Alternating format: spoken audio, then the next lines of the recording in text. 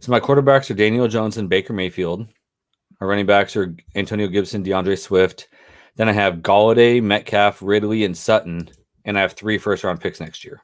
I can't wait till we talk about Galladay. That's going to be fun because I got some opinions, and I'm wondering if you guys feel the same. All right. So on that note, you guys have been listening into the Backroom Conversations. Welcome to episode 72 of the Fantasy Timeline, a proud member of the Dynasty Addicts Podcast Network. I'm Josh at Real Fantasy TL. I'm with my main man, Bill at Super Duper Flex. Bill, how you doing, man? Doing good. It's getting a little warmer here in Detroit finally. So actually in the 70s today. Spring is upon us, I think, finally. So happy about that. How you doing, brother? I'm doing good. And obviously if you're watching, you see the face. If you're listening on podcasts, you're like, who are we talking to? What is this going on? Or maybe you do know the voice. We got Dustin Church at Dynasty Junkie FF. Dustin, how you doing, man? I'm hanging in there. A little jealous of Bill's weather. 70 degrees right now sounds pretty nice. It's 45 and windy and rainy right now, but that's typical Washington. It's supposed to get 60 in the next couple of weeks, but no, I'm excited to be here and hang out with you guys. It's been a while since I've talked with you and since I've podcasted, so I'm excited to be here. Yeah, man. I'll share in your pain a little bit. It was like 50, I think, and raining today, so I feel the rain and we don't have 70 like Bill, who just wanted to rub it in and throw it in our face. Must be my glowing personality just warming the whole area up. I'm sure that's exactly what it is. That's what it is, Bill. And on that note, before we have to say anything else, let's move on to the news because there was a little bit of news this week. Bill acting shocked. All right, so Seahawks re-signed Chris Carson to a 2-year deal for $14.6 million. How do you guys feel about that? Carson back in Seattle. Why don't we let Dustin start off since he is a man of the area? Yeah, I think it's probably the best spot for Carson. And I know Russell was big in trying to get Carson to come back. So I think that solidifies that Russell staying as well. And he knows the system, he knows what we're trying to do. And if the Seahawks have been talking about running the ball more, so if they're going to run the ball more than last year, then I think it's going to be great for Carson. It didn't cost too much for the Seahawks as well, so I think it was a pretty good fair market deal. But at his age of, I think he's 26 now, going to a new team with a new system, I didn't like that. I think him staying with Seattle, I think was the best spot for him. So for fantasy wise, I bought quite a few shares of him this offseason because he was cheap because people didn't know where he was going, and he's not that big name. And my shares are happy that he's staying. Hyde's gone, who cut into it, and Penny can't stay on the field, so they don't. And Alex Collins is the third running back, so they don't really have anybody that's going to really take touches from him. So, all wheels up for Carson for at least the next year or two. That's all you can expect from any running back, anyways. What about you, Bill? Any feelings on this one? Yeah, I mean it's the best situation for him. I think that anywhere else, I'm not sure you're sold that he's going to be the go-to back. So just being able to go back into that system where we know he's been successful and, I really don't have much thought beyond that. I mean, that's exactly where I would want him to be if I had shares of him. I don't. So, I probably should have been doing what Dustin was doing, adding some of them. Yeah. I mean, I think the only other place that we may have been happy about him landing would have been Atlanta.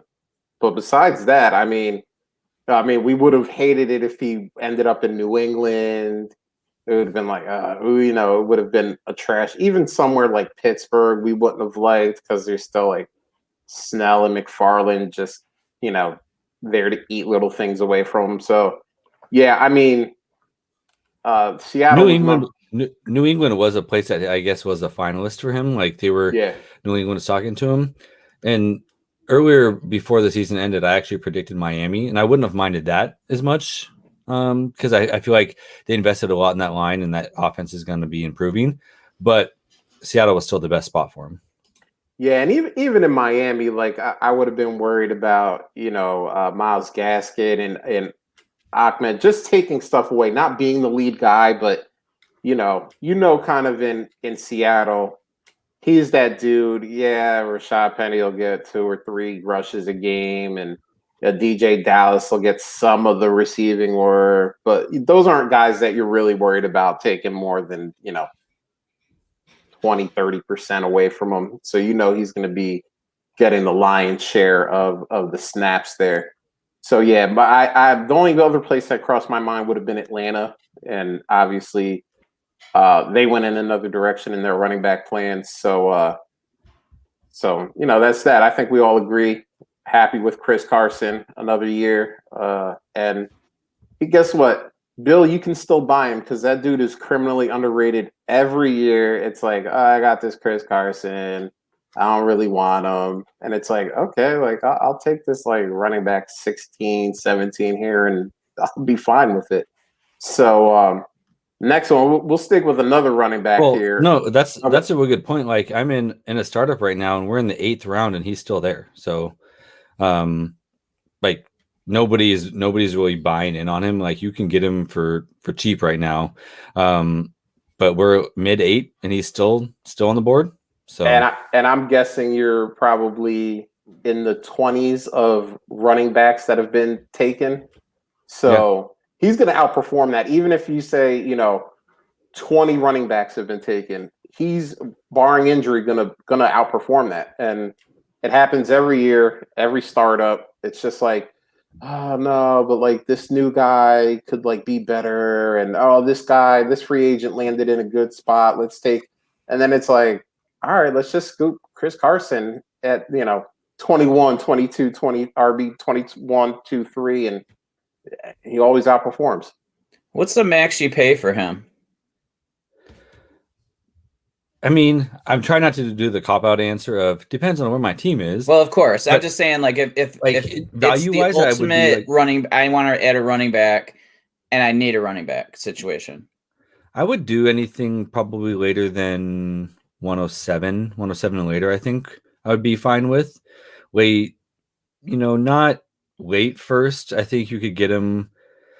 People still see 107 and 108, and they're like, oh, it's still like an earlier first. It's not too late of a first. I think you could get him for there. And if I needed a running back, I'd be confident playing there. Like we know Carson's going to get the touches. We know he can catch the ball. Like he's going to put up yards. He's going to score some touchdowns. Like, but I think you could probably get him for a couple of seconds, and that's what I would try. But I wouldn't hate paying like late first if I needed. Yeah, that's just like where you would be like in the worst case scenario. Yeah, you actually surprised me a little bit with that number. Like I didn't expect you to say that early of a pick. Yeah, I don't think you'd have to pay that, but that's that's what I would pay if I needed a running back. Yeah. And it wouldn't be at this moment anyway. That would be like in August or September or something. You'd make that move. Exactly. And like what Josh was saying, like right now, like in that draft, we have 20 running backs have gone. So if he went next, he'd be, running back 21.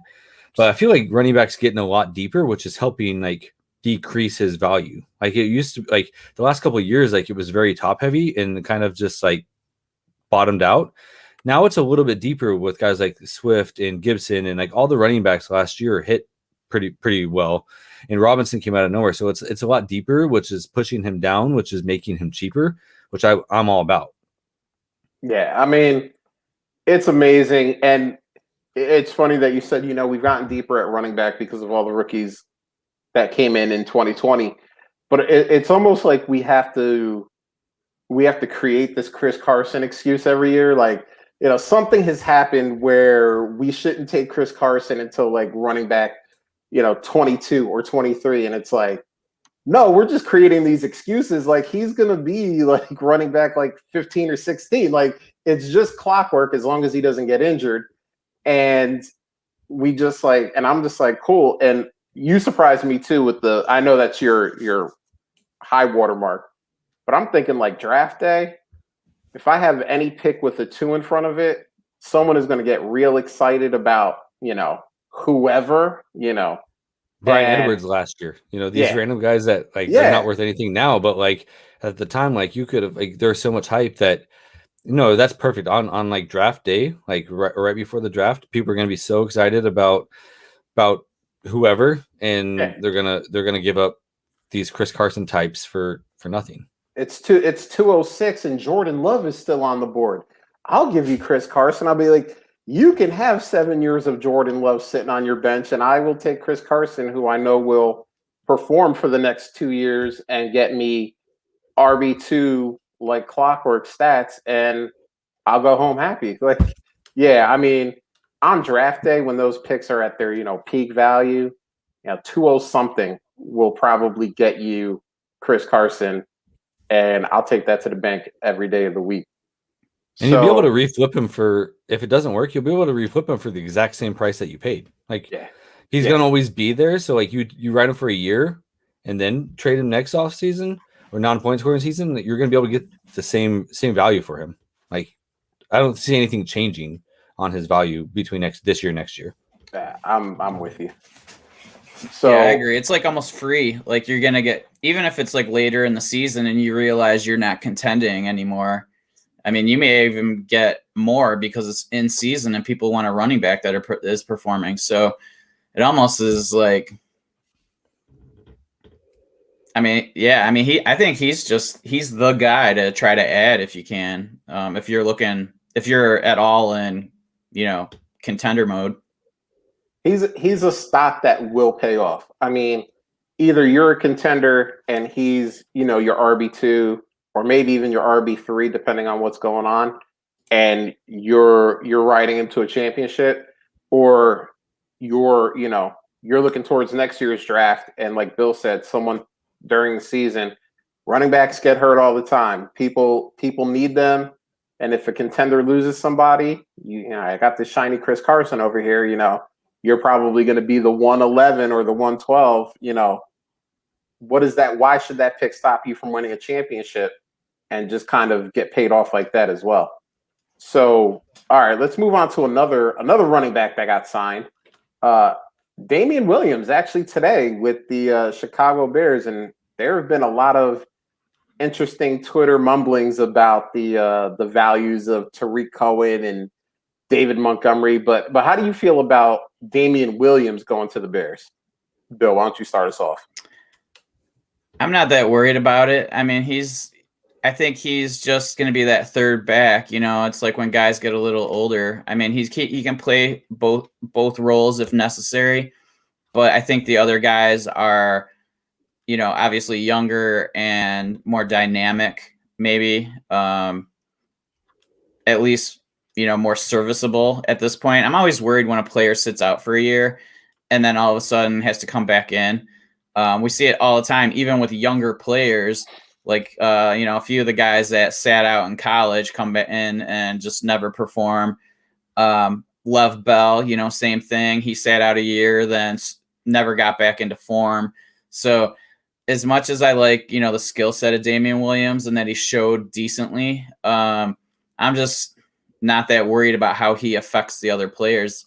And I think that he's truly like that guy that's coming in to be that third back. And I think that that's just going to be his role going forward unless somebody gets hurt. All right, Dustin, do you have something maybe a little bit nicer to say about former Super Bowl MVP Damian Williams? Did he win the MVP? He's my Super Bowl MVP because that's the guy who showed one of the damn thing. That's my MVP. That's tough because when I read about that this morning, I was a little worried about Montgomery because I feel like Montgomery was as productive as he was because there was nobody else there. I'm not necessarily as worried about Damian Williams itself, but adding Cohen and Damian Williams, I think, is going to hurt Montgomery more. They're not just adding one guy back, they're adding two guys back. They got Cohen and they still wanted to go out and get another running back. And with Dalton coming in now, Trubisky wasn't very good. I just don't know what that offense is going to look like. And like I was so hopeful that Montgomery was going to take that next step. But I was a little worried with Cohen coming back. Damian Williams is kind of that naggy guy that like or not Matt Nagy guy, but like the nagging player that's always going to be sniping like touchdowns or touches, like important touches in the game. Damian Williams is a pretty decent goal line back, and Montgomery isn't really that. Montgomery doesn't score a lot of touchdowns, so like I feel like he's going to be the one that's going to be out there sniping Montgomery from those opportunities, and then Cohen's going to be taking some of the passing work. So I don't really know what that dynamic looks like. If they just brought Damian Williams in as a depth piece, then I'm okay. But I think he's the type of he's the type of player that's going to get work. How much did he sign for? You guys remember? While you're looking at that, Josh, I'm just gonna talk about like, yeah, I agree. Like, I mean, if we look at the whole picture, like that's a concern. And the fact that they added Damian Williams, but I don't think it's because it's Damian Williams I'm worried. You know what I'm saying? Like, I think it's they were gonna add somebody, right? Like they weren't gonna go into the season with 2 backs and then Ryan Nall. Like, so I think that like any third back there, typically they're going to pick a guy who can kind of fill multiple roles like that. You know, the fact that he has shown decently, and I think that goal line thing is actually I agree that's probably the biggest concern. But like regardless, I mean, it could have been Mike Davis. It could have been, you know, like other backs like that. That's going to still be the cause concern for everybody. But is it any different because it's Damian Williams than if it was insert back here, you know? But I mean, you are right. Like a 28-year-old running back that will turn 29 in April, coming off of not playing for a year in a completely new offense, new scheme, new quarterback, like new team. Like he's leaving probably the best opportunity for running back in the league and going to a mediocre spot. So yeah, I mean, there is still some concern there. But yeah, I'm not worried that it's Damian Williams. I'm just more worried about David Montgomery going forward. But I was already like, I'm a little more worried than I was, but I was already somewhat worried with Cohen coming back. Like, it's just now there's adding another body. Would you be? Yeah, but I mean that was expected, right? They were going to go in with at least another back. They weren't going to go in with just Cohen and Montgomery because they saw what happened last year. I mean, it just makes sense that they were going to add somebody. Maybe they draft somebody instead. But so that's, you know, maybe a little bit, because it is a vet, maybe that's a little bit more of a concern in that regard. Like, I think that, but I'm not surprised they at least added somebody else. So I guess maybe our expectations were just a little bit different on the depth chart. And that's why we maybe have a little bit of a different reaction to the signing. But I guess it's kind of the same thing as James Robinson in Jacksonville. Like they brought in a Carlos Hyde type. That doesn't scare me at all for James Robinson. Yeah. So it's the same type of move that just happened with Chicago. So from that aspect, it's not terrible. Now there's 3 guys that all could put in work. That is, you know, and I just tend to stay away from situations that have 3 relevant players, you know. Yeah, that's legit. So I couldn't find anything. No one's really reporting on it, so I'm not sure what he signed for. But this is like an interesting move. Kind of like what Dustin said. There's like 3 guys there now. I'm also wondering if I kind of just go down the road my mind is taking me. I wonder if maybe Cohen isn't as recovered as we all assume he is. Maybe the Bears know something we don't. And Williams is that guy to kind of patch it until he is 100%. But even if that's not the case, yeah, it's like I'm a little bit worried because it's just kind of like Tariq Cohen and Damian Williams can take enough away from David Montgomery to make him not as relevant as we hoped he would be. And it's funny, I saw a tweet, someone said, I moved David Montgomery from my RB 18 to my RB 83. And obviously, you know, being a little tongue in cheek there, but, you know, obviously that move has to bump them down a little bit because you have to worry about like, all right, are they going to be like deploying, you know, is this going to be where maybe David Montgomery gets 50%, these other 2 guys get 50%? that's probably going to knock him down a few more pegs than you thought if it was just him and Cohen, where maybe you're looking at a 70-30 or 65-35 kind of split. So it's just, it'll be interesting to see. Everyone I think was a little surprised that Kansas City cut him because he had kind of done some things there, and nobody was believing that he was going to, take over the top spot from CEH. But still, you thought he could have been a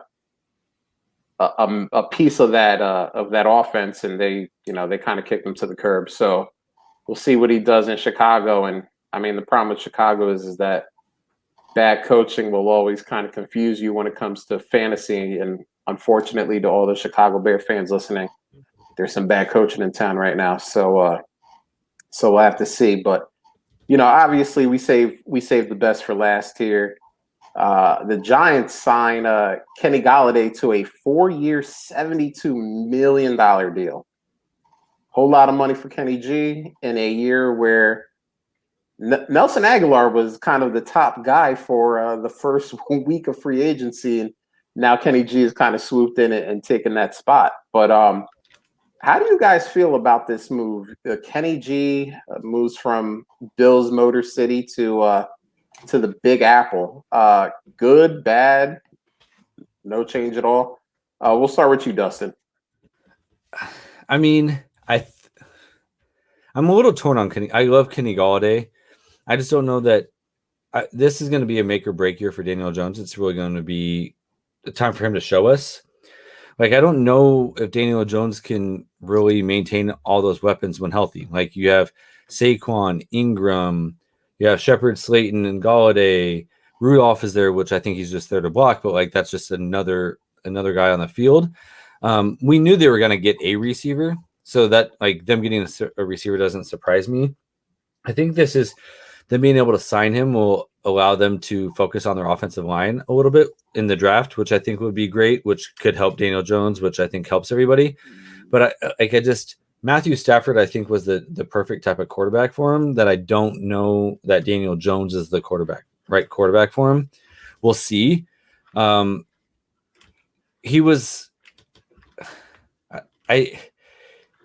Daniel Jones isn't a high point. He's not going to throw it up for Golladay to get it. So I don't love the fit there. I would have rather seen him in Miami.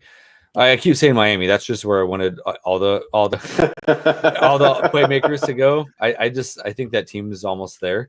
But I think I don't see him improving on what he did in Detroit. I think maybe takes a little bit of a step back. I don't know. That's where I'm. I don't love the landing spot, but if Daniel Jones shows up and shows what he did in his rookie year, then I love it for him. But going from Stafford to Jones, I don't love it all. And I just want to say, Dustin, I'm a little hurt that you didn't mention on that offense former top 10 pick John Ross. Go ahead, Bill. Yeah, I mean, I'll be honest. Like, I think that they did right by adding him. I think he's the correct kind of adding him, and John Ross are actually two good signings for that team because they needed some wide receivers that weren't slot receivers. Like it just didn't make sense, like kind of how they had built that offense.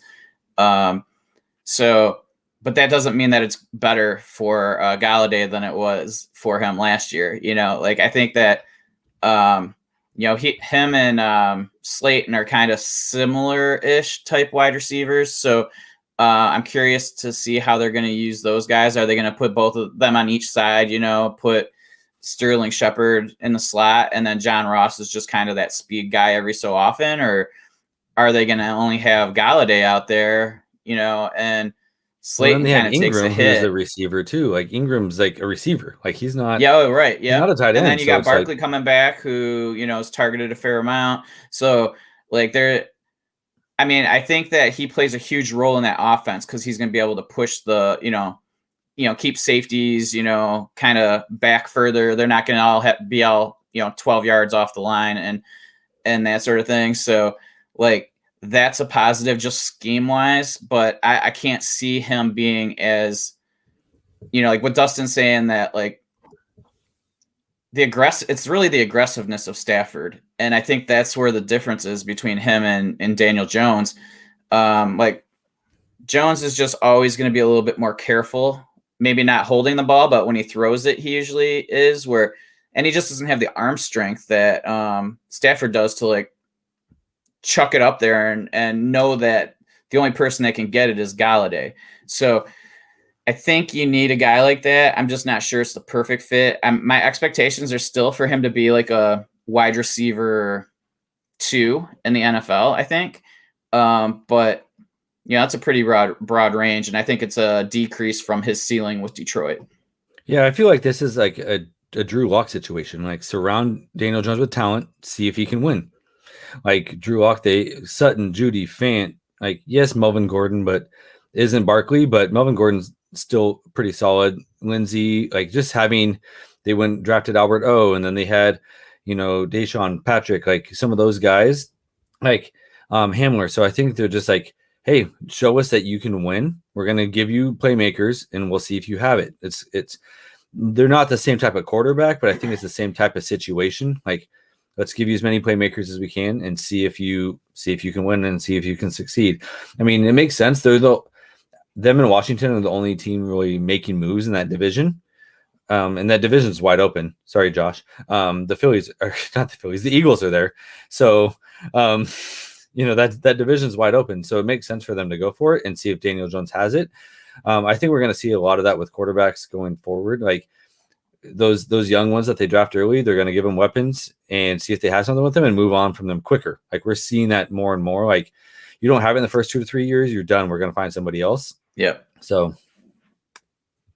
Yeah. So it's interesting that you said the division is wide open because you actually said Eagles and then said wide open, which was weird to me because, I mean, we can knock the Eagles out from any kind of contention right now. We can just, they'll be fourth. Also the Phillies. And the Phillies. Yeah, I know. They will also not win the NFC East. Sorry, Rocky. But we can knock them out right away. They're rebuilding. They know they're rebuilding. We'll see if they decide to go with a quarterback at 6 or not. That's besides the point. I think a lot of people have built the Giants up with kind of this Kenny Galladay signing. I mean, they re-signed Leonard Williams, and I've seen a lot of tweets, probably from mostly Giants fans, that are like, yeah, we're in this thing now. And it's like, I don't know if they've really done a ton. I mean, I'm actually going to reach out to John Ross because Bill may have said the first nice thing about John Ross, in the last 3 years, saying that was a good signing. So I'm going to reach out and say, hey, John, we said something nice about you. Listen to the pod. I mean, just tell me what his, like, I mean, it's just the dynamic of him. It's not necessarily him, right? Like just having a speed wide receiver that, like, they didn't have that last year. So, like, that's where I think it is. But so don't sorry, John. I'm not saying you're that as good as Josh is leading you to believe I'm saying. Never mind, so. John. We ain't reaching out. Bill is retracting his previous statement. But like what you're saying, like the Giants like haven't done enough. Like they're getting Barkley back, who they didn't have. They're getting Galladay back. Their defense was already pretty solid last year. Like, so they brought in a really good blocking tight end, and like you go from Barkley to Wayne Gallman for the year. Like if they had Barkley and Galladay, they would have won that division pretty easily last year. Like with nothing else changing. See, and that's where I'm going to stop this because I think we can't say, well, if they had these guys and then everyone else still had all of the same injuries that they had, well, then they would have won the division. Because you're probably right. If all the other injuries would have stood and they would have been completely healthy, I agree with you. They probably would have won the division. But we have to remember that Dak Prescott didn't play the majority of that season. The Dallas offensive line, they were playing third and fourth stringers in a lot of those games. And as much as you want to say the leap from Saquon or from Wayne Gallman to Saquon, I mean, if we can go from the leap from Ben DiNucci to Dak Prescott, I think that's a much larger jump in talent. So I think that they are still the third place team in the NFC East. I could be wrong about this. Injuries are going to happen. We don't know. But I actually think Washington is the team to beat right now. They have an all-world defense, and they have improved greatly on offense, even just upgrading to Ryan Fitzpatrick. And I'm not saying that Ryan Fitzpatrick is going to be a top 10 quarterback. That is not my belief at all. I will. But there's okay. Bill's got that fire stick today. But Ryan Fitzpatrick is a upgrade at the quarterback position for Washington. And instead of it being Terry McLaurin and three guys from the local school district substitute teachers, they now have Curtis Samuel there. Antonio Gibson is just going to be another year better, more experienced. So I actually think Washington, and everybody knows I'm a Cowboys fan. I think Washington is the team to beat in that division. And I think if, you can't, obviously injuries are going to happen, but if we were going to project this out with everyone being healthy for 16, Dallas is still second in that division until they can do something besides keep up with Dallas when they were playing Andy Dalton, Ben DiNucci, and Garrett Gilbert for the majority of the season. I mean, and I don't think Kenny Golladay makes that massive leap. I mean, you're probably right. I mean, but the point is that whole division I think is open. Like I don't know that there's one legitimate favorite right now.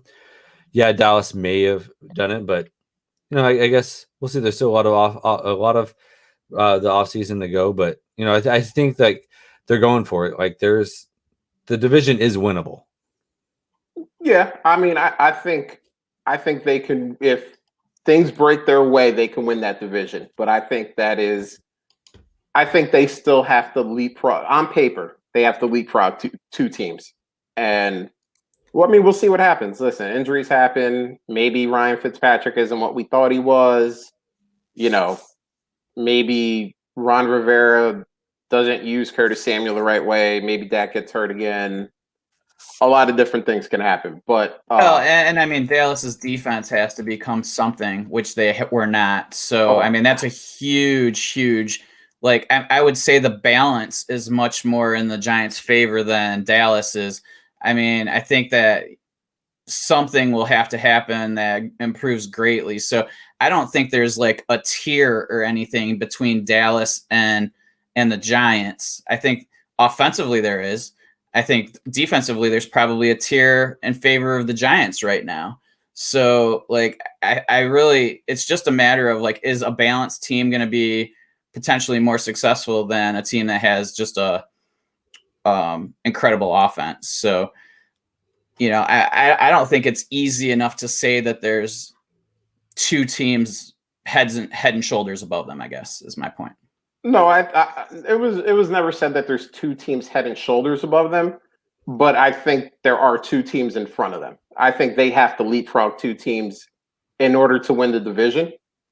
I mean, listen, the defense was bad last year, and the Giants either had the same record or they were one game ahead of the Cowboys with all the Cowboys injuries. So we can talk about they have a more elite defense and Dallas has a more elite offense, but both sides of the ball played for 16 games, sure. And that was the result at the end of the season. Yep. And which team improved more, the offense of Dallas or the defense, or the defense of Dallas or the offense of New York? Oh, well, it's hard to say because are we counting Dak not playing 11 games? I'm talking about the defense. Improved? But we're talking about defense, which is fine. But at the end of the day, both sides of the ball play. Which team has improved exactly more? That's why I'm asking this.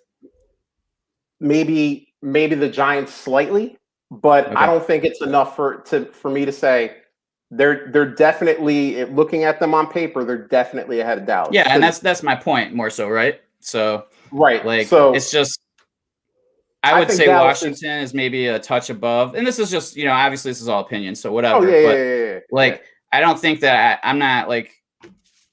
I guess I just don't feel like there's that even material of a difference between the two teams, I guess. So, yeah, I don't think it's ranking material differences. I guess it's just like if someone came to me today and said, all right, you have to rank every team in every division, and I was at the NFC East, my ranking would be Washington 1, Dallas 2, New York 3, Philly 4. And that's just how I would rank How about them. what would their rankings be? Just this is just going completely off the rails, but yeah, why not? Like, what about like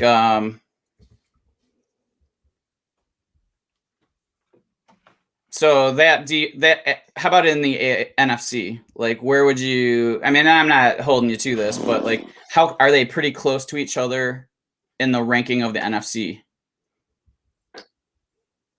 God, now I got to think through the whole NFC. Okay, never mind. Let's just skip that. Don't worry about it. So no, and I think they're close. I mean, if you want to say, I mean, if we're ranking like not with playoff spots, because obviously technically Washington was the 4th best team in the NFC based on playoff spots. But yeah, you're probably saying that there's probably a spot or maybe 2 difference between those 2 teams. I don't think it's like, I wouldn't say Dallas is 7 and New York is 11. Just bring numbers out there. You might be at like a couple. It might be like 7 and 8, that's or probably 7 and 9. You know what I mean? So yeah, so it's not. And trust me, one, even not so major injury to Dallas's offense, they lose one receiver. CeeDee Lamb goes down, and they have Amari and Michael Gallup, which is still very good, but obviously it limits that explosiveness. If CeeDee Lamb's not on the field, you could easily be like, okay, these 2 teams are neck and neck now, or the Giants are slightly ahead now and that's the thing. Like I'm doing this based on everyone being healthy for 16 games, which is impossible. Like it's not going to happen on either side. So it's just kind of looking at it right now on what is this, March 24th, and saying, yeah, like NFC East 1, 2, 3, 4. Here's where I got them, and it's just funny. I've seen a lot of on Twitter, like, the Giants can take this now. And I'm like, I don't know. Like Washington, I think is the top. Yeah, I think they're the team that I feel the most confident about just because of their defense. Like and their offense is not, like you said, it's just a good enough like improvement. Yeah. I mean, I feel like Washington has improved more in free agency on offense than New York has. You know what I mean? Yeah, because it's a quarterback, so that's a huge improvement. Well, and they got a really good wide receiver too, in my opinion. I think Curtis Samuel is going to do very well in Washington. So, I think they upgraded at 2 kind of major spots, and Washington, New York got the big guy. They got Kenny G, who was kind of the number 1 wide receiver out there. But we'll see what happens. We'll be talking in 6 months, and we'll be talking about how I was dead wrong about the New York Giants, and I usually end up wrong, so let's not. All right, but since we got into such a deep conversation about Kenny Golladay, let's go to what we saw on the timeline, and we're going to talk a little bit more about the Giants. Maybe we'll be a little bit less wordy about it, but this is from Michael Reedy at Michael Reedy FF. And we're going to do a little throwback tweet here. So this is his initial tweet. I remember lighting up fantasy Twitter with this last June. What do you say now? And the original tweet that he put out was from June 27th of 2020. He said, is Slayton going to be this year's Dante Pettis? And I remember being the only guy that was like anti-Dante Pettis when he was the hotness, and people roasted. It was actually the first time I really got roasted on Twitter. And then I realized I liked it, so I just kept going with it. But does Slayton disappear now? Because, Bill, you mentioned it a little bit earlier. Kenny G kind of does what he does and does it a lot better than he does. So what do you guys think about Slayton? Is he like completely gone in this offense now, or is there any hope that you guys have for him? I think he's gone. I mean, they replaced him with a better version of him. You still have Barkley now, or you have Barkley to feed. You have Galladay to feed. You have Shepard probably in the slot. You have Evan Ingram out there. So, like, he's probably, 5th in the pecking order? Like, it's so funny, though, that they brought up Pettis because Pettis is on the Giants, too. A lot of people forgot about that. I mean, he might end up getting cut.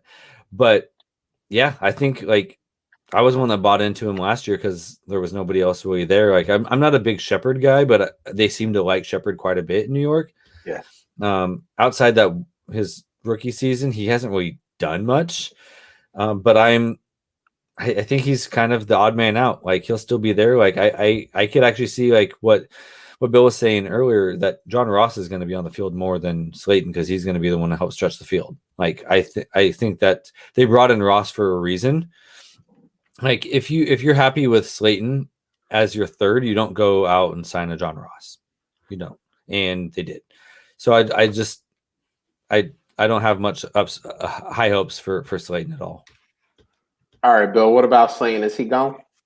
Well, I mean, so it's not like he disappeared this year from that original tweet, kind of like, patting himself on the shoulder a little bit. Right. Like he had pretty much the exact same stats, just minus touchdowns, which we all know aren't sticky. So like, I mean, he had his rookie year, he had 48 for 740 something. And then he had 50 for 750 this year.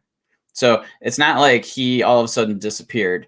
Does he disappear now? I can't see him improving more. So like, I think he's kind of stuck in this, like, purgatory almost, where he's just not going to get enough targets to improve. So I don't think he falls the way of Dante Pettis. I think he's still going to play a role. It's like the Lions, they had Galladay, but they still used Marvin Jones, who's a deep threat guy. And, and that's what Slayton essentially was when he got drafted. So like, I mean, he's not a speed guy, but he's like, more of a deep route player. So I don't know, it'll be interesting to see like who does get used more between Ross and him. I think they're going to start out with him playing. Ross is just, so fragile, it seems. So I don't think they can bank on him overtaking Slayton. But he's definitely part of the offensive package, no doubt. Right. Like, so you got to have a guy with that sort of skill set, I think, in every offense, just to, throw the defense off a little bit. So yeah, I don't think he disappears, but I think he's very limited in like fantasy wise, I guess. He's going to be that guy that's like a Paul Richardson or something like that. You're just never, you might be excited for him for a minute, but then, 4 years in, you're just like, he is who he is. And that's what we get. Yeah. And it'll be Slayton, I think, might end up being one of these guys that I agree. I think he's not going to be very relevant in the offense, but we kind of saw the Kenny G injury stuff last year. Sterling Shepard has a history of being injured. Evan Ingram has a history of being injured. So it might be one of those things where it's like we're in week 5 and we're like, this guy hasn't really done anything. And then like week 6, 7, and 8, guys may start falling and he might kind of peak. But that, again, you can't predict any of that stuff. Like you can't, I'm saying week 6, 7, or 8. It might not be until week 13 or 14 that ends up, or it may not happen at all. Like, I think that's the only way he really can be relevant is if these guys that kind of have a little bit of a history of getting hurt, and Kenny G really didn't until last year. Nah, and he wasn't really hurt the whole year. He was just sitting out because he was like, right. You guys suck. I'm not playing. That was kind of his deal. Like, and he played in double-digit games every year before that. So he's not. I don't want people to be like, don't come at me like he wasn't injury prone. He played all these games. Like, I get that. I know what the stats are, but if guys get hurt, maybe that's a path for him to become relevant. But that's kind of a hard, pitch to make to either go out and buy a guy or take a guy in a startup. Like, hey, maybe a bunch of guys get injured because you could say that for, hell, you could say that for John Ross. You could say that for a lot of guys that we're taking in like round 16, 17, 18, 19, where it's like, like 2 guys get hurt, he could be a thing, so. Well, and wide receivers are so deep now. It's just ridiculous. So like, who's going out to buy Slayton? Like, I don't think there's many, unless you're like, maybe a Giants fan that thinks you have a read on the team or something Right. like that. Like, I just don't see. There's so many wide receivers of his equal that I'm not going out of my way to like pay for a player that I think I might be able to pick up on waivers that has similar potential. Oh, for sure. I mean, even this year, I mean, if you're listening to the draft news and what's going on in the actual NFL draft, you know, they're like, 2020 was deep with wide receivers, and this year's deep with wide receivers too. And I just have a feeling that every year from now to the end of time is going to be deep with wide receivers because, you know, it's just a position now, especially on the college level, that they're kind of training up to be pro ready too. You know, it used to be just quarterbacks. Quarterbacks were the guys that got kind of trained up to be pro ready. And now we're starting to see it too with these wide receivers. And, you know, we got guys, Justin Jefferson came in and lit it up. And even like Chase Claypool had like big moments where you're like, whoo, this guy can be a player, you know. And we're gonna get a bunch of those guys, you know, this year as well. You know, the first round is probably gonna have 5 or 6, you know, guys go in the first round. We're probably going to like at least, you know, 4 or 5 of those guys. And then the second round, you know, there's guys just, you know, follow your Ray JQs or, you know, your Debbie Canes or whoever your favorite guy is. And just ask them about wide receivers. They'll tell you about guys who are probably going to go on day 3 that they think, you know, could have a shot depending on, you know, where they land. And who's to say that the Giants don't take another receiver? Like That's the same true. way Dallas did last year. Like we didn't Absolutely. think they were going to take CeeDee Lamb, but kind of fell in their pocket, and they took him. Like, what's to say the Giants don't have somebody fall to them, and they're like, hey, you know what? Let's just go total high powered offense and go for it. And that's a great point. I mean, I don't think this will happen, but what if Kyle Pitts falls to 11? What if Jamar Chase falls to 11? I don't think any of those things are going to happen. But if you would have asked me before the draft last year, is CeeDee Lamb going to be there at 17? I would have laughed at you. So, I mean, obviously the draft is a weird place. You never know what's going to happen. And you're right. If they're there at 11 and a Kyle Pitts shows up or Jamar Chase shows up, I definitely think they would not pass on that to get whatever a linebacker or to get a, you know, an offensive lineman or whatever the case may be. I think they hit that and they think they hit that hard. And they, exactly like you said, they kind of go the Dallas route where they go, he's a really good player. We'll just figure out ways to get him on the field. And we're not going to worry about the fact that we have other guys in town right now. So, Well, I'm pretty sure Shepard's a free agent next year, and Slayton, he was a later pick, so he's probably only got like 1 year left. So like, and if they're not happy with Ingram, like he's probably only got a year or 2 left. Like they're yeah. going to need some weapons here soon. So who's to stop them? Like they're going to be in a prime position to take a receiver. Yeah, and even you know, I named 2 extreme circumstances, but it wouldn't be out of the realm of possibility to say that Devonta Smith is going to be there, that Jalen Waddle is going to be there at 11. I mean, I think that's more realistic, and they could hammer either one of those guys into that spot. And I mean, we were talking about, you know, John Ross on the outside. Well, you know, what about a Jalen Waddle as the speed guy, or you know, what if you know they just love what Devonta Smith does, and they just you know let him do what he does and kill secondaries. You know, it'll be interesting. I think you bring up a good point on that one. So let's move on to Dynasty Foosball at Brian Koch FF. This is a 12-team PPR Superflex. And we have a Deshaun Watson question. Everybody knows what's going on with Deshaun Watson. We ain't going to go through it. None of us here, I'm pretty sure, have our legal degrees, so we ain't going to go down that road either. But everybody knows that probably the guy who has Deshaun Watson in your league is either selling or holding and hoping that things turn out well for Deshaun. So we got Deshaun Watson on one side, or Joe Burrow in a 2022 third-round pick. So, Bill, we'll start with you. You going with Watson or you going with Burrow? Yeah, that's a tough one. Like, I love Watson. Like, you know, I mean, I didn't have any shares of him, and then I added a few in the last year. I have him up on my trade bait right now in both leagues just to kind of see what I can get. Today I got an offer of Stafford straight up for him. So like, it's like, if I move him, my thought is I would want to move him for a young quarterback with high upside, and I think Burrow is that.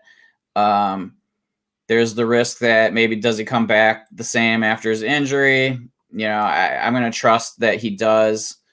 So that's the kind of trade that I would consider making. If it's something like that, I'm a team where I'm a contender, I'm probably keeping Deshaun Watson and just rolling the dice that he plays for the season. I've gotten burned by trading away Tyreek Hill when everything happened, and then Tyreek,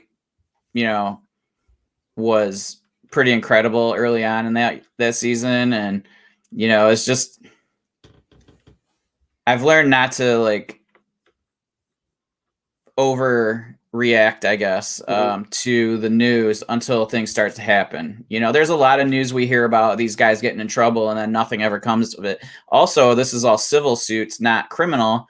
So like, that's another thing where like, I'm not really sure what's going to happen. And so because like you said, we don't have our degrees, I don't have my law degree. I just have to I'm going to typically just let it roll. If I'm like a rebuild, I'll totally take Burrow, though. I think that I'm okay making that move. What about you, Dustin? The 22 third doesn't really play a factor. It's basically Watson for Burrow. Right. I'm in a startup. They went back to back. Watson right before Burrow. Do you know what spots they went at?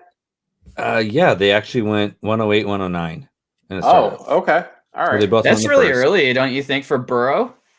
I mean, this draft, like I was saying before we started, like Stafford went 14 and Tannehill went 15. So like the quarterbacks are going early, but I made 2 trades for Watson this week.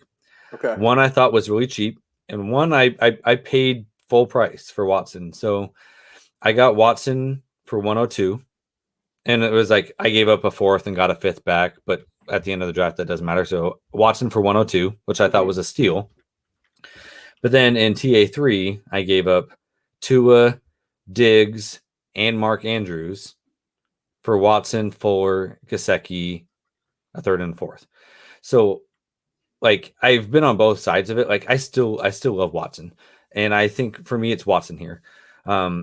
He's got more questions outside of the legal thing. Like, is he still going to be in Houston? Who's he throwing the ball to? Like, there seems to be a lot of questions. So I don't hate moving that for Burrow. Like he's got good talent around him. He's got Higgins and Boyd and Mixon. Like he's got good talent there, which Houston doesn't have.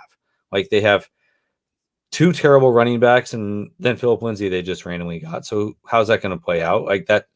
And then they have Brandon Cooks. That's it. Like so. Like I don't hate getting off of him, but I think Watson is I think he's a superior talent to Burrow, and I think talent always wins out. I'm kind of opposite of Bill, but if I'm contending, I think I want Burrow because I think there's more of a chance that either Watson holds out or gets suspended, or there's just too many variables. But whatever happens to him, I think is only going to be this one season. So I want the guy that's probably going to for sure give me playing time this year, which I think Burrow will be back by week 1. So I want Burrow over Watson if I'm contending, which sounds opposite, but I think Watson, whatever happens, hold out. Yeah, that's a good point. I think whatever happens with Watson, like it's only going to be this 1 year. Like whether it's suspended or a holdout, it's only going to be this 1 year. We haven't really seen anybody miss more than a season. So if he gets suspended, it's not going to be that anymore. And he's still only going to be 26 at that point. And he's shown he can do it without great options. Like he led the league in passing yards this year without Hopkins. Like, so he did that. So like, I'm not worried anything about after this year. So. Yeah, I think I go with the Burrow side on this one too. I only have 1 share of Watson, and actually I made a joke in the FTC, the fantasy timeline chat. If you want to be a part of that, let Bill or I know, or get to us at Fantasy Timeline, and we'll throw you in. It's a lot of fun, a lot of good people in there. I said, yeah, I'm surprised that no one has made me even a terrible offer on Watson yet. That's a 14 team super flex. The only spot I have Watson. So I think over the next couple of days, I'm gonna go through everyone's roster and just make everybody offers for try to see if I can sell Watson. But yeah, there's a lot going on with Watson. Like, yes, there's his legal case, and that is what it is. We'll find out, whether this case just gets settled because it's in civil court. We'll see if anything criminal does come from it. We don't know any of that stuff. I'm not even going to speculate on what could or could not happen in that situation. But then you brought up, Dustin, there's the holdout. And we've been kind of watching what the Texans have done in free agency. And that doesn't inspire confidence. Like, if Deshaun just says, I'm not going to sit out and cost myself $20 million, which I think is what he would end up costing himself if he did sit out for the year, I'm just going to come back and play. Like, Brandon Cooks is his number one receiver, and a friend of the show, Larry Monkey, hates him, but I think he's a good wide receiver. And then there's a lot of like Dante Moncrief got signed by the Texans. Like, it's just Chad Hansen, Kiki Kuti, like the weapons are just like not there, so that's troubling. Will Fuller has gone to Miami, so that's troubling as well. And I know you said like you think this only stretches for a year. I think it all depends on how on that part of the situation. I think it depends on how stubborn both sides are. I feel like Houston has shown that they are willing to completely destroy their franchise just to make a point. Like, and I can see them just saying like, we're never trading Deshaun no matter what. And then it's like, does Deshaun just say, well, like, screw it, like, I'm never coming back, I'll just retire? Like, I don't know. I know that's like going way out into the wilderness there, but like, it's kind of scary for Deshaun. Now, if he comes back and he plays, I mean, I don't have any doubt about the talent, but God, I don't like all of that on top of it. If it was just the holdout situation or just, the case that he has right now, I could probably like be fine with one of those things. But like both of those things, which are kind of very big things, it makes me want to sell. But I'm also like, I mean, I've seen some deals where like you can get Deshaun Watson for like, I saw one where it was like Tua and 2 second-round picks. It's like, I mean, Tua could be really good. I'm not saying that Tua is going to be trash forever. I'm not in that camp, but it's like, man, I feel like right now the price shouldn't be that low. And I think some people are panic selling. And Bill said, he got caught up with Tyreek panic selling and it did him wrong. I'm not going to panic sell. Like, if someone wants to give me 90% of Deshaun's value, I'll take him. I'll take the deal. But if someone is trying to get him for, 40%, I'd rather keep Watson and wait to see what happens. Maybe I get nothing out of it, but I would rather do that than sell them for 40% value. So that was a good one, and it lets us transition quite nicely to this one right here from World's Best Commish at Snaily3. So this is for the 2021 season only. So little redraft here for us. Who has the better fantasy season? 6-point passing touchdown. Previously mentioned Joe Burrow, or probably number 1 overall pick, Trevor Lawrence. So Dustin, why don't you start us off? You got Burrow or Lawrence? I'm going to go Burrow for now. I just like his weapons better. I think it's going to be a lot close. I mean, I guess it's 57-43, but I think it's going to be pretty close. Like, if Burrow misses any games from his injury, then it's going to be Lawrence. I think Lawrence is going to be right there with him. And like, it's really interesting. Like, rookie quarterbacks are coming in there performing right away. Like, we've seen the rookie touchdown record getting broke like every year for like the last 3 years. Like it just continues to happen. Like there's no reason that Lawrence can't come in and do what Herbert did last year as well. So like it's not as far away, but you know, I like that Burrow's already got a season with Higgins and Boyd, and Mixon will be healthy, and I still think that they're going to get another weapon. So I like what they're building in Jacksonville, but like he doesn't have like a true number one receiver. Like I love Chenault. Shark is who knows there, and then they got just some other. I think they got who they signed 2 other receivers. Marvin Jones. Yeah, I mean that's not a bad fit, but like I still think I like the weapons a little bit better in Cincinnati, and he's got the rapport with them, and so I'm gonna go with Burrow this year, but it's gonna be close. All right, Bill. Burrow or Lawrence?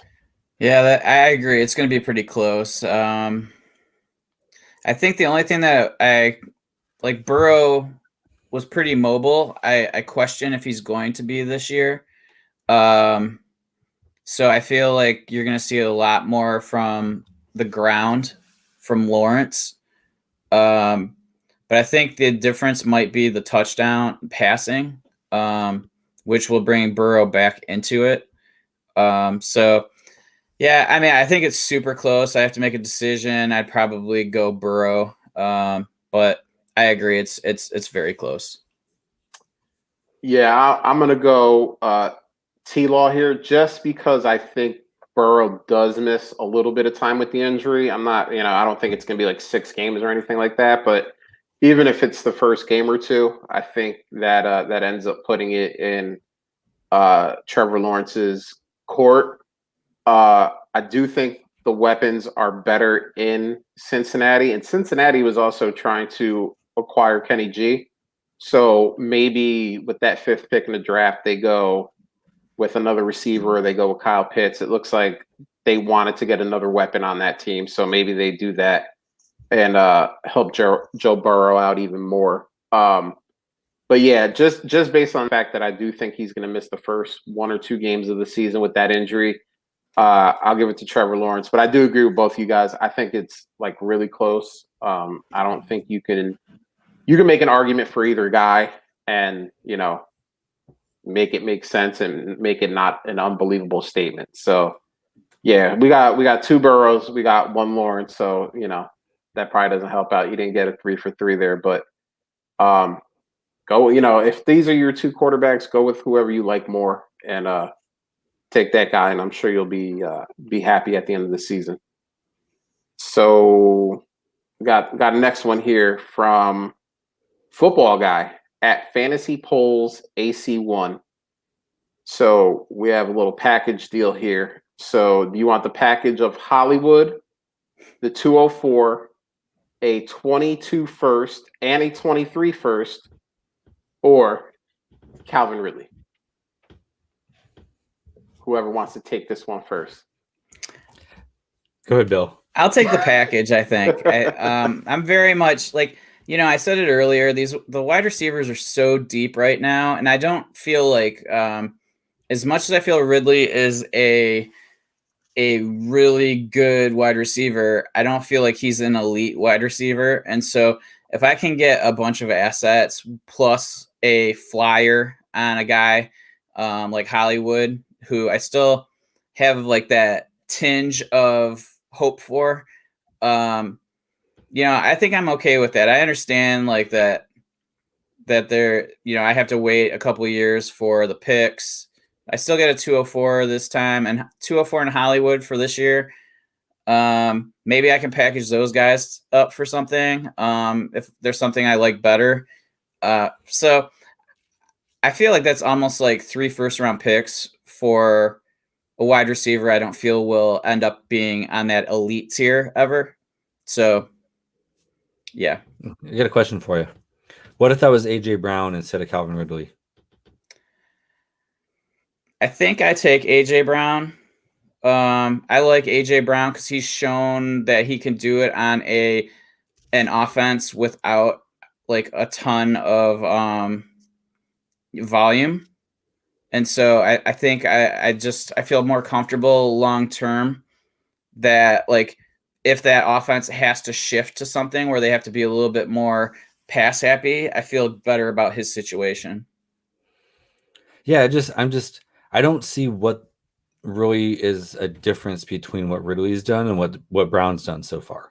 Yeah, it's just the offenses, in my opinion. So like, and like I get like he's got Julio there, but I don't really think I think Calvin's going to be taking over as the alpha there. So I was just curious, like if you change the name, but like with two players that have performed pretty similarly through the first two seasons, like would that change? To me, that's the reason why I put this one on there because like, Calvin, I think he's a stud, and I wanted to see like what would it take for you in this wide receiver landscape to move off of a stud receiver like Calvin or AJ Brown or something like that. I think I would take Calvin in this deal. It is pretty close. I just 204 in this draft I don't love, and I don't love Hollywood, and the 23 is 3 drafts from now, and so like I think Calvin is still going to give me production right now. And I think that deal is still going to be there for the next year or two as well. The one thing that he does, which is hard, is score touchdowns. Like 10, 7, 9, 9. Like he's always going to be up there. So his production is gonna stay. Like he doesn't need the target share. But also like Calvin's on an offense that's going to throw the ball. Atlanta's going to go out there throwing the ball. They don't have a running game, versus in Tennessee, now he has, Corey Davis wasn't great, but they had Corey Davis and Jonnu to take pressure. So now it's just AJ Brown and Derrick Henry, who's going to get 300 touches a year. So like, I think their target share is probably going to be pretty similar. Probably a little bit more for Brown, but I think that the offense that Ridley is going to be in is going to be Ridley over AJ, at least for the next year or two. And they're a close enough player to me that like, if you would have done it for AJ, I would do it for Calvin as well. But that's just me. I love Calvin Ridley though. Like I know Outhouse, that's his man, so he'd probably do it too. yeah. I just think that like, well, go ahead, Josh. You say what you think. Bill, you and I, we linked up on this one. I'm taking the package, and to answer Dustin's question, I would think I would take this package for AJ Brown as well. So this isn't a anti-Calvin Ridley thing, but it's kind of like what Bill said. Like, wide receiver is just so deep, and you're giving me 2 1s, a 2. I don't know how many teams are in this league, but if I'm going to assume it's a 12-team league, I like everything in this draft up to like mid-second. Like I'm really happy about everything up to like mid-second. So 204, cool. I think I can get a decent piece with that. And I'm getting 2 firsts. Hollywood, and Bill has a little bit more tingle, as he said, for Hollywood than I do. But I could find somewhere to shift Hollywood to afterwards. Somebody will like Hollywood, Bill, more than I do, and I can make a little bit of deal and get some more assets on top of that. And then those first round picks, 23 first isn't until 3 drafts from now, but I ain't gonna have that pick in 3 drafts from now. I'm moving that for something that's in a package for something else. I'm upgrading. Like Bill said, Bill likes AJ Brown a little bit more. That 22 and 23 first is probably getting moved with something else or a couple other things to get AJ Brown if that's my higher guy, and I want to replenish the wide receiver. So, or just do what I always do and just keep those picks, and then if I'm stuck at quarterback, just trade them for quarterbacks that nobody wants, like a Drew Brees, and just go with that. Kind of do the Rocky strategy in some leagues, but. Yeah, I mean, I like that deal for a wide receiver that, we kind of always say like he's gonna take over for Julio, and Julio kind of always just sticks around and does his thing. I know he's like going, super low in startups this year, but I think Julio is gonna have another Julio type season, and we'll see what happens with Calvin. Go ahead, Bill. Dustin, when did Julio go in this draft? Just out of curiosity. He hasn't gone yet. Oh my God. So you're in the 8th and he hasn't gone yet. So like 90 something, and he still hasn't gone. And I took Calvin in the 5th. Well, I think that's a good pick at that point. Where'd AJ Brown go? Let me pull it up. I have some comments back, but let me pull this up first. But here's the crazy thing. So Julio hasn't gone yet, and you took Calvin in the 5th. I don't know at the end of this season. I'm just talking about this season. I'm not talking about 3 years from now. I don't think it's going to be 3 rounds difference between those two guys if he gets taken in the 8th, which he may not. But I don't AJ think Brown went 301. Okay, so 25th overall. Yeah. Okay. Ooh. He went ahead of Justin Jefferson, Dalvin Cook, Nick Chubb, Zeke, Metcalf. Like that's kind of why I'm saying, whoo. That's Well, go ahead. Spit your response out.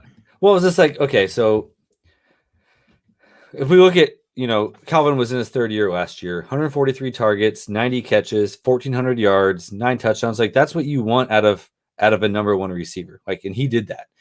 And I lost my comment. I lost my train of thought. Look what you did, yes, Josh. Then you're wrong. No, but like, I just don't see any reason that he isn't gonna produce those numbers again. Like Julio was there. Like, yeah, he was limping around a little bit, but Julio was there last year and he had 143 targets and an offense that has Mike Davis as their running back. And like you guys are like looking at it as 2 firsts and 2 seconds. I see it as 4 seconds. Like, if you look at value of picks, a first next year is worth a second this year. So a first in 2 years is about a late second this year in the time value of points now versus points in the future. Like that's how I look at it. Like, coming down, like, yes. And like the thing about those picks, everyone's always going to be offering 22 and 23 firsts in the middle of the year when it's not draft season. And you're going to be able to buy those picks. Like you're not always going to be able to buy a 1,400 yard, 10 touchdown, 100 catch receiver. Like that's just sure, not. But yeah, like I agree, but you're also like, I mean, I just don't know that the offense is the same this year. And so like, I'm not necessarily sold that he's going to be as like efficient, but at the same point, you're saying like, you look at it as like 4 seconds and we look at it as first. Well, Josh made a really good point that like the odds of those being on our team waiting to use those picks are pretty low. So like those are just assets. And the fact that there's just so many wide receivers, I just don't feel the need to like, odds are I have at least 2 other wide receivers I feel perfectly fine starting. And so like just being able to get those other assets to be able to move around and do stuff. Like I don't feel like it's a terrible pick. And obviously like I feel I'm being an ageist a little bit here just because AJ Brown's 3 years younger. And I just know that I can have him on my team without him losing value for 3 years. Whereas I think that, Calvin Ridley is going to be 27, but at the end of the season, that's when people start getting scared about, values and stuff like that. If I end up having to rebuild, I'm going to have a harder time moving him. Those sort of things are just, I'm always trying to flip to younger guys just for that reason, because I know how the market works. But like, that's kind of where at this time of year, I kind of consider those sort of things when I'm making trades. Like maybe if it's during the season, I answer differently. But just kind of like at this moment, I know I can use those other assets to build, easier than I can just Calvin Ridley, I think. Cause I don't think that everybody is as gung-ho about Calvin as you are. Yeah. And like that's a fair point. Like obviously we're in draft season, so any pick is worth more now than in the season. So like this is definitely a more in-season trade. Yeah. But I don't know, like I don't usually make my picks, so I'm fine giving them up to get guys that I like and studs. Like I don't usually make my draft picks anyways. So I'm fine trading them for a guy that's gonna, be a top 12 to 15 wide receiver. Like, I'm fine with that. But I get both sides of it. Yeah, I think that this is a perfect conversation, honestly, that you brought this up, because it's really just how people build their teams, right? Like, and that's probably something that I need to work on, because this is a trade I would totally consider making. And like, I'm the guy who ends up like having no roster spots because my team is so deep, because I keep trading for like all of these assets that I feel can appreciate. And at some point I got to start condensing. And so I need to start almost making the trades like this, the opposite direction of what I just selected, because so many of my teams are so deep with upside or, players like that. So I think, it's definitely, this is a great conversation, trade, in my opinion. Yeah, and the pick thing is always so interesting to me because kind of like Dustin said, like a first in 2022 or a first in 2023 is worth a second now or whatever. But I always kind of look at it like, yeah, I used to play a lot of poker. And yeah, would you rather have a $5 chip or $100 chip? Everyone's going to say, oh, I want the $100 chip. But good players will turn that $5 chip into the $100 chip. And that's how I look at draft picks. Draft picks are like chips. Like, I'm just going to mix and match them. I'm going to throw them into deals, and I'm going to end up getting what I want in the end. I'm probably not making either one of those picks. Actually, probably if I traded Ridley for that haul, I'm already working on the next deal. I'm already trying to figure out, like, okay, what am I doing to replace Ridley? And it may not be a wide receiver. I may be deficient at running back, and now I have 2 first-round picks, and maybe I use those to get a DeAndre Swift, or I use those to get a Cam Akers, whatever guy I like. It just all depends on, the league and my team construction and all that. But if I'm losing a guy like Calvin Ridley, and this isn't a, like Calvin Ridley is bad response, I just like that package.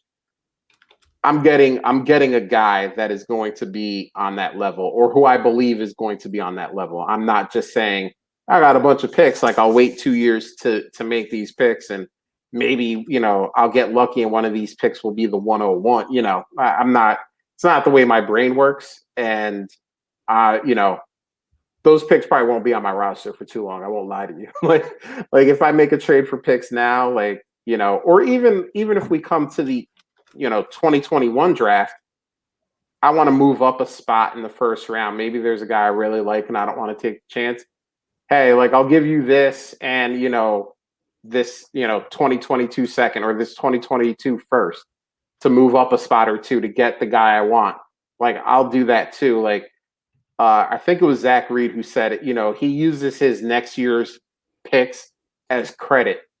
He'll kind of package them with this year's picks to move up, to get a guy that he really wants. And those picks always replenish because you get a whole bunch of new picks every year. So he's like, yeah, I just kind of use it as credit that I never really have to pay back because I just get a whole bunch of new picks the next year.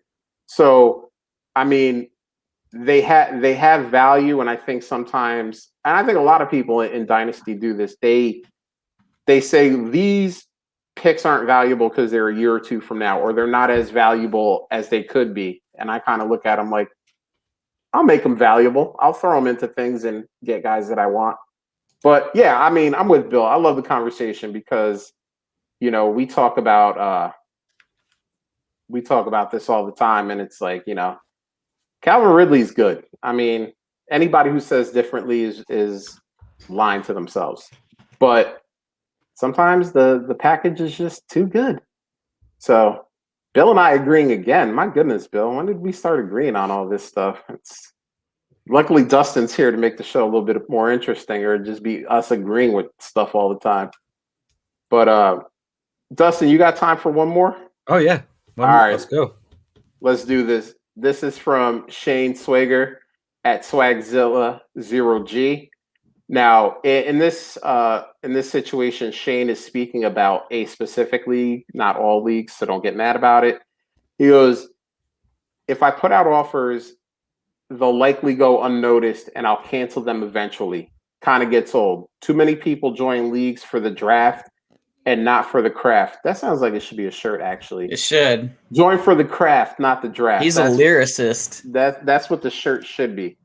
So I want to know, are you guys running into this problem? Are you guys sending out deals and they're just kind of falling on deaf ears, whether you're not getting any response at all, or you're waiting like days and days to get responses, or, are you guys running into those issues?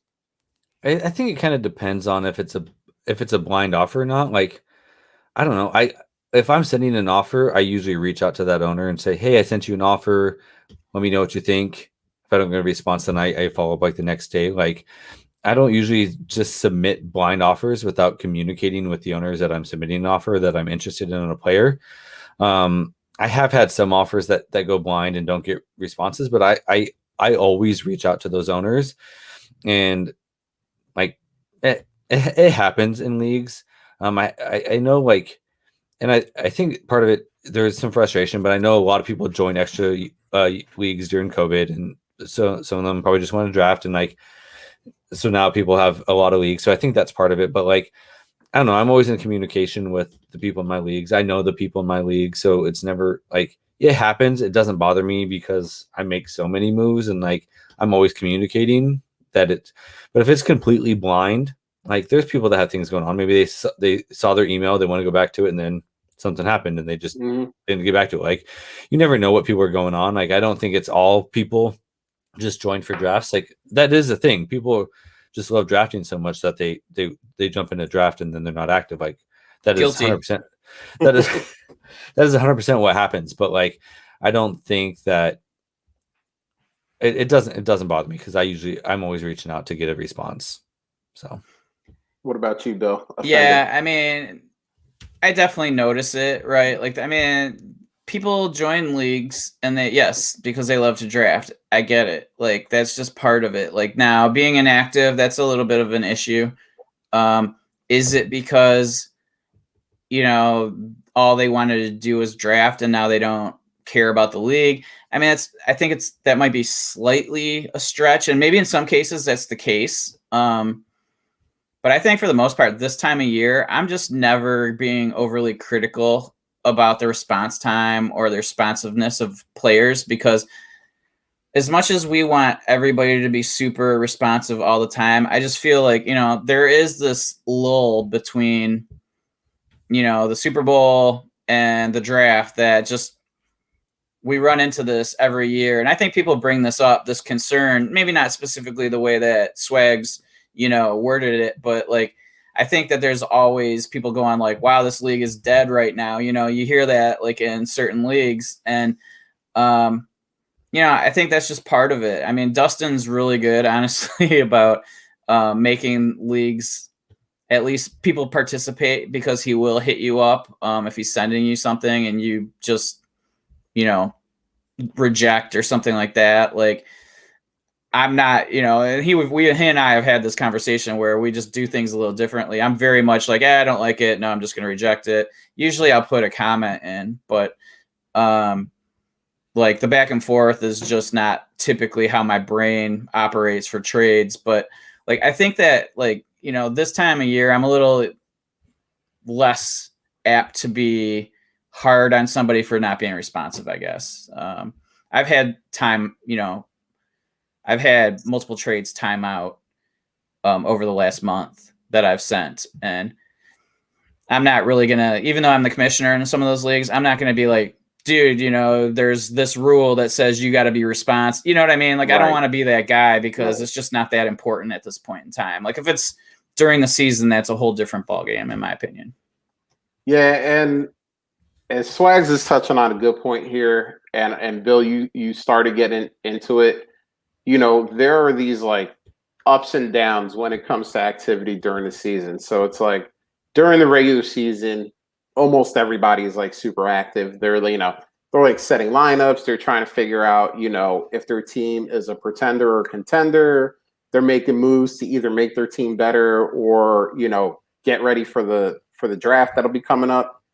And then once the regular season is over, a lot of people are just like, "Oof, I was hustling." And I mean, I'm not in a ton. I think I'm in 8 leagues. I don't even know. I haven't counted lately. But like, there are some people who are like, "Yeah, I'm in 20 leagues. I'm in 30 leagues. I'm in 50 leagues." And like, I can imagine like just being burnt out at the end of the season, setting lineups, fielding trade offers, talking to people, and it's just like there's that like break. And for some people, that break goes until like probably like coming up soon, like April, because then like you really start hearing about like the NFL draft. Okay, where are guys going? I need to follow, my Devi guys. What are they saying about this guy and that guy? So you may actually be coming in the next couple of weeks into a period where people are starting to become a little bit more active because they're trying to figure out, all right, what are my picks? Who can I take? Maybe I can trade out of this pick and get an established guy. We were just talking about that in the last question. And now might be the time where you might want to try to hammer some more trades in the next, like maybe couple of weeks, 2 weeks from now, try to start hammering trades again. Because now, but kind of as soon as your rookie draft is over, there's that like lull again. It's like, all right, I got all hyped for the rookie draft. I got my new guys. I'm so happy. Maybe a week or so after that, there's still some trades going on. And then it's like, all right, there's nothing football related going on until like end of July when training camp starts. And you're probably really not even getting people fully into it until like August, middle to end of August when they're starting to ramp up for that season again. So there are highs and lows, and I think this is kind of a low period right now. I mean, I actually kind of do the opposite of what Dustin does. I will cold offer people, or yeah, I said that right. But like after a day, if there's no response, I will hit them up in a DM and just be like, "Hey man, just to let you know in case you didn't see it, there's an offer in your inbox." Just to let them know, like, hey, like I get it. People have families, people have jobs, people have other activities besides fantasy football going on. And, a lot of times people will be like, thanks. I didn't even know I had an offer in the inbox. Like, they either missed the email or it's, like sleeper, there is no email. So if you miss the little alert that comes up that says you have a deal, like you can totally miss it. And I've had that happen to me sometimes where like just missed the email or whatever. And somebody, hey man, did you see the offer I sent you? No, thank you for reaching out because I missed it. It doesn't happen often, but it does happen. And I do try to be very quick on my response if I see something coming my way, because I don't want to leave someone hanging. If I like their deal, obviously I'll accept it. If I think we're in the same ballpark, I may counter them. And if I think, value is totally off, I'll reject it and I'll leave them a comment and be like, hey man, I don't think our values are the same on this guy, and send it their way so that they kind of know, whether they want to get back to me. Maybe they just went for the gold and just sent an offer that they were hoping would get accepted and then realized that, all right, let me offer a little bit more fair deal if I want to get this, this deal done. But yeah, I'm with Bill. I can't be hard on people this time of year. Like, and even like, I'll use me as an example. Like my job right now, like, is insane. Like we just kind of ramped up a bunch of work and I'm much busier at work than I maybe normally am. So 2 weeks from now, it may be a lot slower and I may be a little bit more apt to, get back to your deal right away, within like an hour instead of within a day or two, just because, I work and then I come home, Dustin, this, you got kids, you want to spend time with them. You have a wife, you want to spend time with her or husband or boyfriend or girlfriend, whatever. Dustin's like, nah, I don't want to. Don't worry, I doubt the wife watches, so you'll be a-okay. But you have significant others, other family you want to spend time with. So I get it because I mean I know during the season, I mean my wife is I'm blessed during the season. I put a lot of time and energy into this. And she's cool with it, but I know during the off season, she's like, hey, I'll let you have your time during the season. Let me have a little bit of time during the off season. And she's got every right to that. So, I But don't to bang be on fair, people. I mean, going back to like what Swag said, like I get it. It gets frustrating if it's like you're throwing out all these offers and it's just like ghost town. You know what I mean? Like, I get it. But I mean, Dustin saying, yeah, just hit him up, or, you guys saying hit the person up. A lot of times that just kind of, you got a little bit of accelerant there to, maybe get communication going. But like, I mean, there's times of the year where like way too many offers go unresponded, and so I get the frustration, man. Like, it truly, especially if they happen, just boom, boom, boom, boom, boom. Right. You're like, what the is going on? It's just crazy. But well, yeah. I'll say the swags do what I do. Just be petty. Wait until a more active time, and then offer them a slightly worse version of the deal that you offered them beforehand. And if they say, hey man, I vaguely remember you sending me a deal that was a little bit better. I was like, yeah, I was a little less petty then, and I'm a little bit more petty now. So take it or leave it, and do that. I will do that. Like, if I I'll send somebody an offer, and a lot of times they'll send me an offer much later on, like, oh hey, like I saw this deal and I kind of forgot about it. You still want to do it? And I'm like, no, don't want. I wanted to do it back then. I want to do a different deal now. And it's a kind of joking, but I'm kind of serious about myself. Like, I will do that. But yeah, I mean, I understand the frustration because, it's tough when you want to be active and the people in your league don't want to be active. And I think that's I hear a lot of people, and I give those people credit because I couldn't do it. People that are in like, 15 plus leagues, like, I'm like, whew, I couldn't do it. And I think that's one of the reasons why I'm a little bit more selective with like the leagues I enter, because I kind of want to enter it with like people I know and people that I know are active, so I don't run into these situations. I mean, I'll be honest, usually in most of my leagues, I'm usually like one of the least active people during this time frame.